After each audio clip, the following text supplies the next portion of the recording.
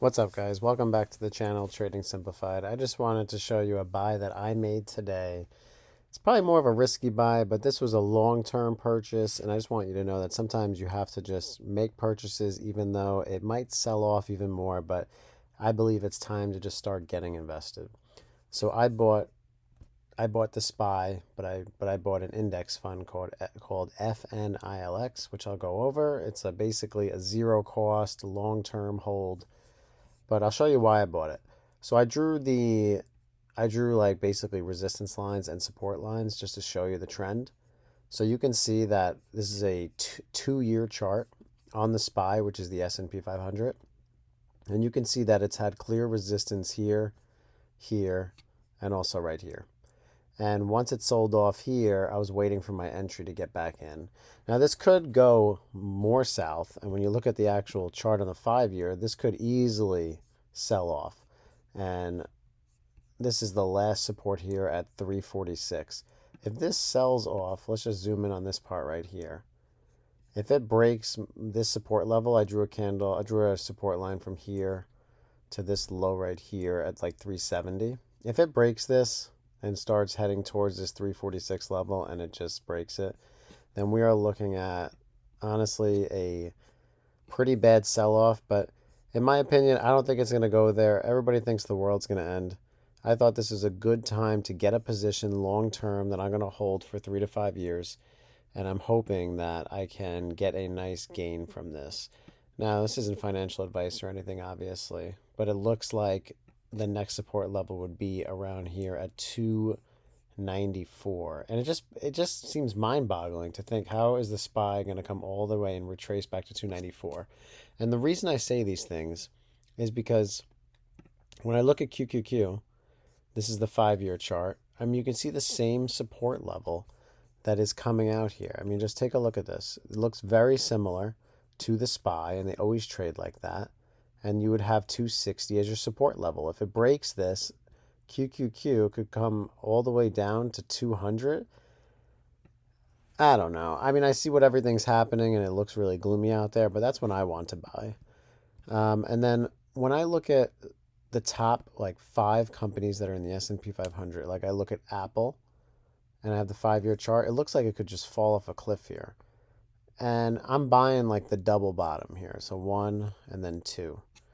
And just to make it a little bit easier, because I have a 5-year chart up, so I bring the 2-year chart up, and you can see that there's clearly a huge support line here. And this could easily break. I mean, this is definitely not something that's impossible. But I'm willing to take that risk, and I'm only investing a certain amount of money that I feel comfortable holding long term. And I think if it does recover, it would be a really nice gain. But it's not something I'm going to be sweating. Whatever happens after I just bought this, I'm just going to hold it and just collect the dividends each year. But the lowest I see Apple going, honestly, is 117. But it's not even just that.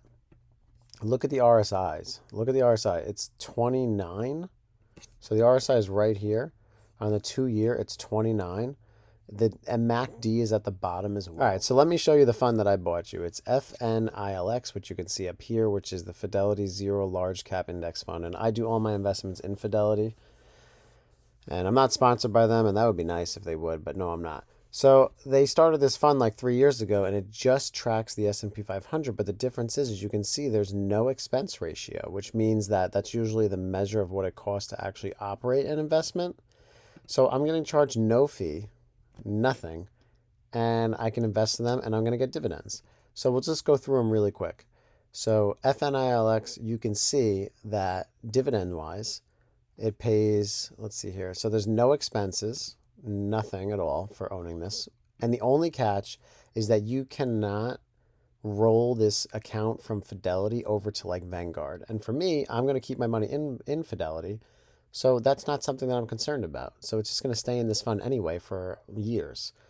Next is, here's your dividend history, and you can see what they pay. And the thing about this fund, and I think this is how they keep their funds so low, or their fees, they only pay 1 dividend a year. So you get the entire dividend in December. So every December. So although I'm buying, I'm not going to receive a dividend until next December. So that's just something to think about.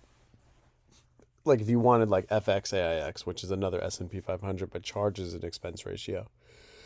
Now, what's the composition? It's basically all of tracking the S&P 500, which is just completely the United States, and it's just following basically 500 companies. But it shows you the percentage that they have of like where they are actually allocating their money, which you can see here. And I'm just doing a quick blend because you can look at my other previous videos and show you like what I invest in and stuff, and it has it. But I just wanted to show the top 10 holdings. Now, for me, when the market's really selling off, I personally get nervous buying just Apple, just Microsoft, just Amazon, or just Tesla because Tesla's down 75% this year. For me, I feel much more comfortable buying the overall index, and I'm getting a piece of all of these bad boys, and that makes up 26% of the company, or I should say the fund. And then the rest gets distributed out of all of them, out of the 511 holdings that this index fund has. But I'm instead of just buying just, $8,000 worth of these, I just buy the index and just let it do its thing. So in case companies like Tesla are down 75%, I feel like I'm never going to make my money back if I just went all in Tesla and then just died 70%. So it's definitely something to think about on like why I decided to choose this, and just cover yourself because it's scary buying when everything's selling off. But when you look back in history, the best time to buy was when year to date you're down 20%. So I feel like I'm getting a 20% discount just by buying this. I could be wrong. This could go down another 20%, 30%. Who knows? But at the end of the day, dividends being reinvested, continuing to add to it over time, it'll add up. It'll be big. So it'll definitely be something that we can track as time goes on, and I can refer back to this investment and see where we're at. But this is just what I wanted to show you. This is what I made a purchase today, bought over 600 shares, and I think it's a safe buy because it's just the S&P 500. If you like what you saw, please subscribe, like, and just leave a comment. Comments are always good.